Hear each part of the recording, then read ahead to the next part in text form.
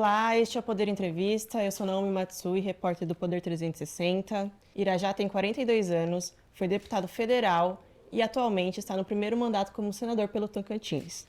Integra o PSD desde 2011 e atualmente é relator do projeto para permitir jogos de azar, cassinos e bingos. Senador, muito obrigado por ter aceitado o nosso convite. Obrigado a você, Naomi, pelo convite. E agradeço também a todos que assistem a esse programa. Essa entrevista está sendo gravada no estúdio do Poder 360 em Brasília, em 9 de abril de 2025. Para ficar sempre bem informado, inscreva-se no nosso canal no Poder 360, ative as notificações e não perca nenhuma informação relevante. Senador, eu já quero começar falando sobre o projeto dos Jogos de Azar, é um projeto controverso. O senhor tem falado com o presidente do Senado, Davi Alcolumbre, sobre calendário de votação, quando que esse projeto poderia ser votado no Senado? Bom, eu tenho conversado constantemente com o presidente Davi Alcolumbre, que é o nosso presidente do Congresso Nacional, mas que até dezembro do ano passado era presidente da CCJ, que é a Comissão de Constituição e Justiça, comissão esta em que nós apreciamos e votamos o projeto da regularização dos jogos responsáveis. E vencemos aquela votação por 14 votos favoráveis e por 12 contrários.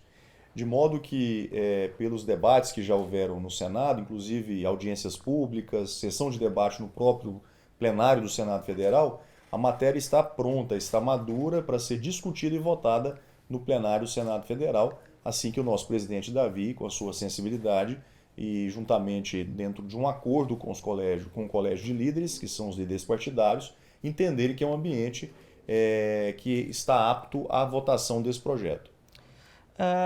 O seu último relatório é de dezembro de 2024, o senhor ainda pretende fazer mudanças ou o texto está pronto? Olha, nós avançamos muito, não, discutimos na Comissão de Constituição e Justiça, várias emendas, inclusive, foram acatadas por mim, de vários colegas senadores, como o senador Ângelo Coronel, o Alessandro Vieira, entre outros senadores que contribuíram para que a gente pudesse aperfeiçoar o texto.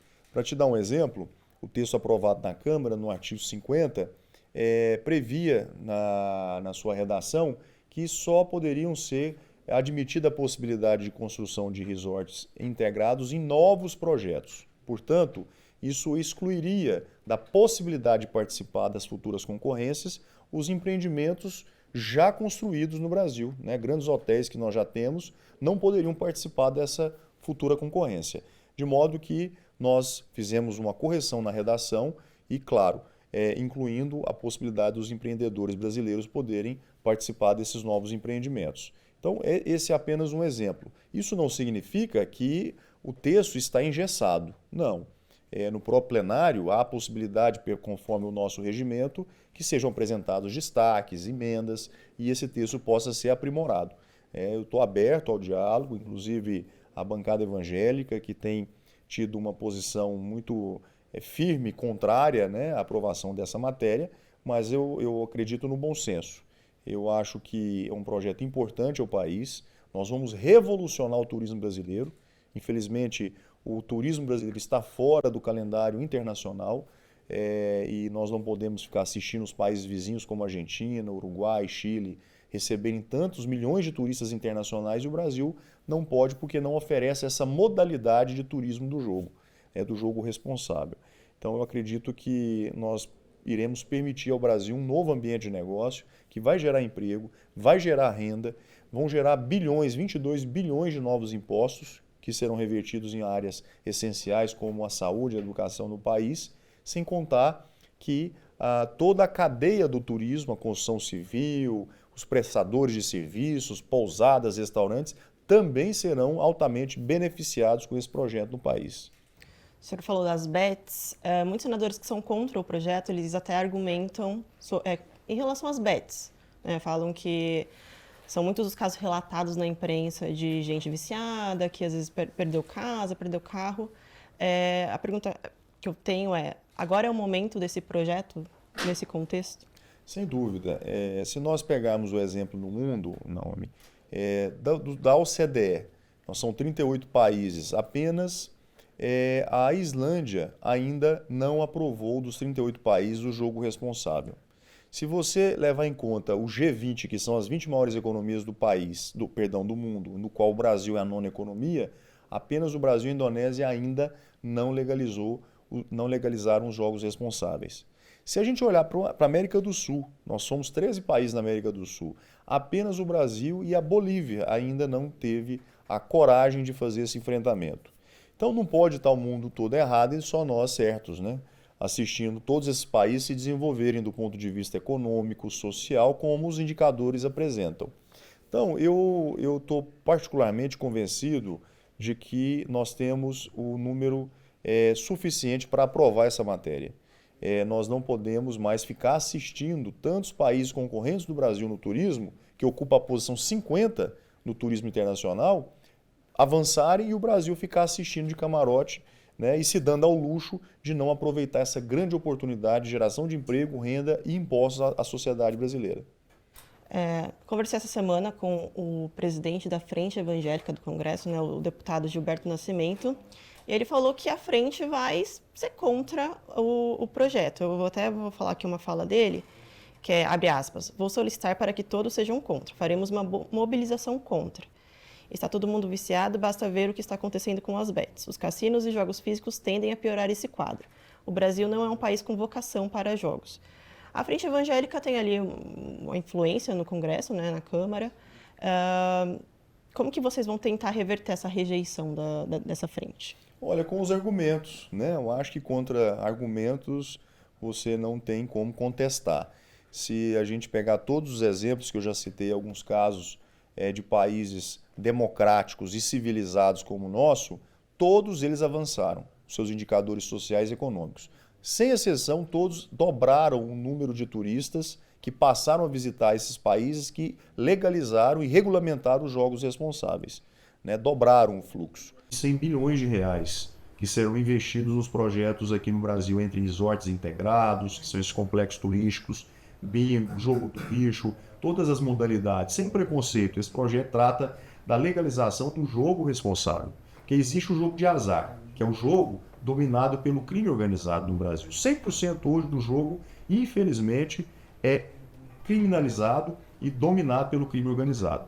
O jogo responsável é um jogo que está na margem da lei, e não na sombra da lei, que o poder público fiscaliza, que você tem uma regulamentação eficiente, você fiscaliza, você pode também depurar quem vai participar desse ambiente, ou seja, convidando empresas sérias e idôneas a poderem operar nesse mercado, fiscalizado pela Receita Federal, pela Polícia Federal, pelos órgãos de controle. Então, tem as pessoas que querem manter o jogo hoje na margem e na sombra da lei, dominado pelo crime organizado. E tem pessoas como eu, e a grande maioria dos colegas senadores, que desejam ter o jogo responsável, fiscalizado pelo poder público e que pague impostos e que esses impostos são revertidos em benefício para a população. Mudando um pouco de assunto agora, eu quero falar sobre 2026, que é um dos assuntos que vai dominar ali a pauta até o ano que vem. O senhor já decidiu se vai tentar reeleição ao Senado ou se vai tentar, de repente, ser governador do Tocantins? Eu sempre digo, não, que eu tenho que combinar com o gosto do freguês, que é o eleitor. É evidente que eu, particularmente, gostaria de continuar trabalhando e representando o meu estado, que eu tenho muito orgulho, que é o Tocantins. Eu já estou há 15 anos no Congresso Nacional, né? Foram 2 mandatos como deputado federal e desde 2019 aqui no Senado. E tenho, com muita alegria, defendido o Tocantins, levado recursos a todos os 139 municípios do estado. Tem pelo menos uma obra que eu tive a oportunidade de construir, fruto do mandato que o tocantinense me honrou, com voto de confiança. E eu pretendo continuar esse bom trabalho aqui, sempre defendendo a política do bem, né, aquilo que é certo, e é isso que eu tenho feito diariamente. Agora, no ano que vem, né, nas vésperas das convenções, é claro que nós precisamos fazer uma grande avaliação do mandato, né, e fazer uma pesquisa de opinião pública.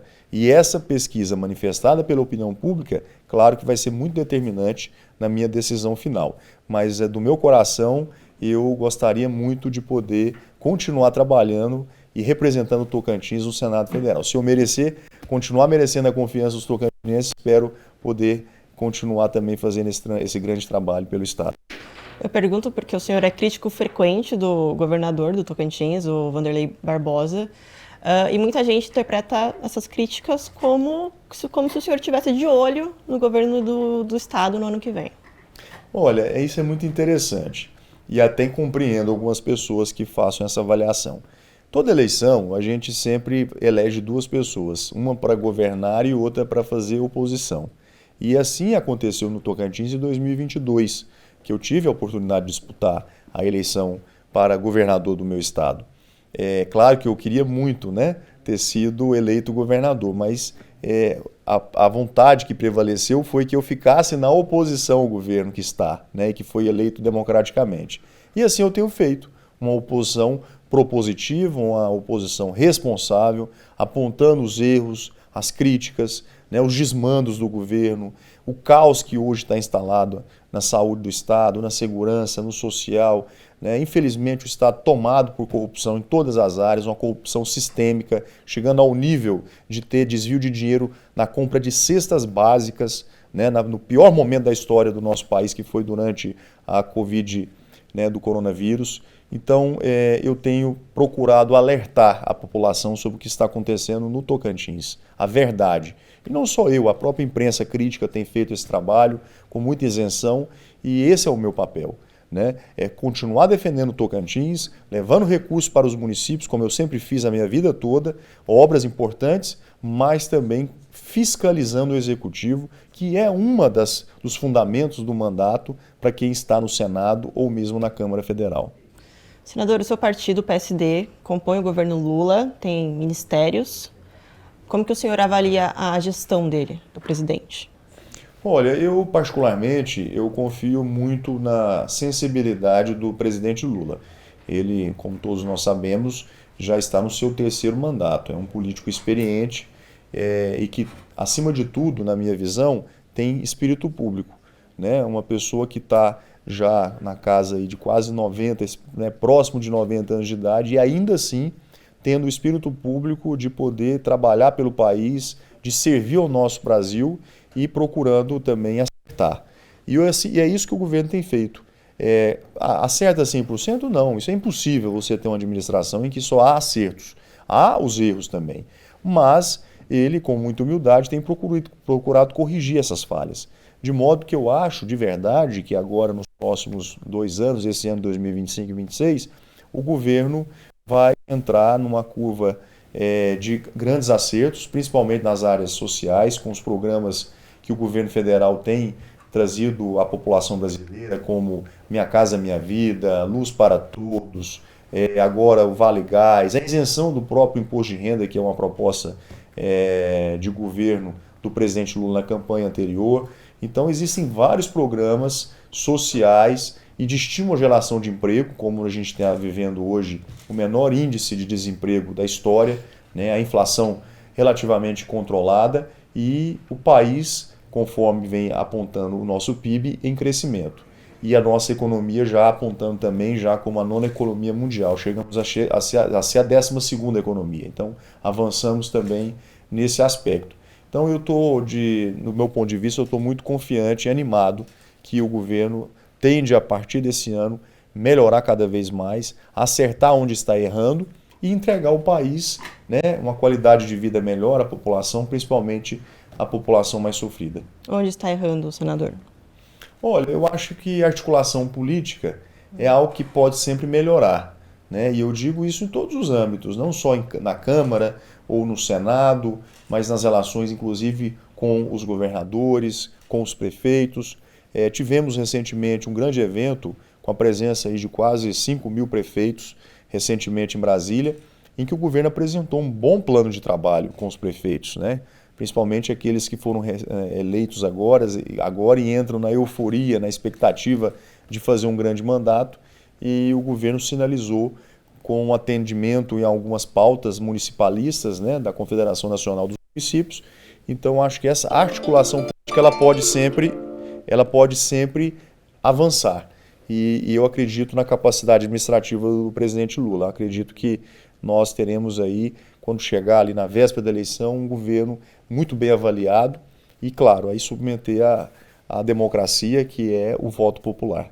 Alguns colegas seus se reuniram com o Lula na semana passada e aconselharam o presidente a melhorar a interlocução com o agro, com outros setores, como os evangélicos, por exemplo. O senhor é ligado ao agro, sua mãe, né, a Cátia Abreu, o senador é filho da Cátia Abreu, ex-ministra da Agricultura. O senhor considera que o governo precisa melhorar a comunicação com o agro e, se sim, como fazer isso? Olha, se a gente fizer aqui uma reflexão, nos governos anteriores ao presidente Lula, né, Lula 1 e Lula 2, e eu sou com muito orgulho produtor rural, né, passei minha infância, minha adolescência toda na fazenda e falo isso com muita liberdade. No primeiro e no segundo ano do governo Lula, o nosso setor nunca foi tão bem contemplado e assistido, com vários programas, né? Nós tivemos financiamentos, o PSI de máquinas na época, com juro baixíssimo da ordem de 2, 3% ao ano, né? E aquilo ali foi uma grande revolução, tanto que a grande parte dos produtores na época conseguiram modernizar, né, o seu aparato, né, de máquinas e implementos agrícolas. Tivemos Modern Frota, tivemos vários programas relacionados a investimento, a fertilização do solo e também a custeio pecuário e agrícola com juros, com prazos e carências compatíveis. Então, essa convivência do presidente Lula com o agro, ela sempre foi muito propositiva, né, olhando para trás. No presente, a gente vê esse acirramento, né, político, mas eu acho que agora, com as medidas que o governo vem tomando no Plano Safra, que cada ano vem batendo recordes e recordes de volumes de recurso, a produção brasileira também ampliando, né, e essa relação ela vai sendo construída aos poucos, né, e vai sendo harmonizada. É isso que eu tenho assistido. Agora, pode melhorar? Deve, sempre melhorar. Né? Existe a questão do seguro safra, que é uma demanda já recorrente do setor produtivo e da Frente Parlamentar da Agricultura. Nós precisamos melhorar a condição do seguro rural, até em função das catástrofes que vem acontecendo de forma recorrente. É um ponto que pode evoluir, entre outras demandas que o setor está sempre apresentando. Mas se a gente for analisar esses 2 primeiros anos, praticamente todos os pleitos que o setor, de forma democrática, vem apresentando ao governo federal, na medida do possível, têm sido atendidos. Tem se falado muito sobre reforma ministerial, isso voltou agora com a questão do Juscelino Filho. O PSD merece ter mais espaço no governo Lula? Se a gente analisar no âmbito do Senado, o PSD é a maior bancada do Senado Federal, com 15 senadoras e senadores. Nós temos na figura do ministro Carlos Fávaro, que é senador pelo estado do Mato Grosso, a representação no Ministério da Agricultura. A Câmara Federal, que é também uma bancada expressiva, com quase 40 deputados federais, tem uma representação através do ex-deputado André de Paula no Ministério da Pesca. O que eu tenho acompanhado são articulações no sentido de que o PSD da Câmara e do Senado tenha o mesmo tamanho e também a mesma importância e relevância que vem dando ao governo nas votações que o governo exige e requer. Então, de modo que eu acho que isso é um pleito razoável, né? Não adianta você ter uma bancada lá de 50 deputados federais ou de 20 senadores e que também não se apresenta com o apoio que o governo precisa nas votações mais importantes, né? E o PSD tem demonstrado ao governo isso. Tem acompanhado, na sua maioria, né, de forma majoritária, os apoios na Câmara através dos votos, nessas matérias que são imprescindíveis ao governo, e da mesma forma no Senado não é diferente. Entendi. O senhor falou, né, o PSD tem governadores, tem uma bancada grande no Senado, tem uma bancada grande na Câmara, tem muitos prefeitos. Quando que o partido precisa tomar a decisão de lançar um candidato à presidência? Olha, já foi até lançada, né, uma pré-candidatura do governador do Paraná, Ratinho Júnior, que já foi inclusive reeleito numa votação histórica, né, na sua reeleição e que vem fazendo um trabalho brilhante no Paraná.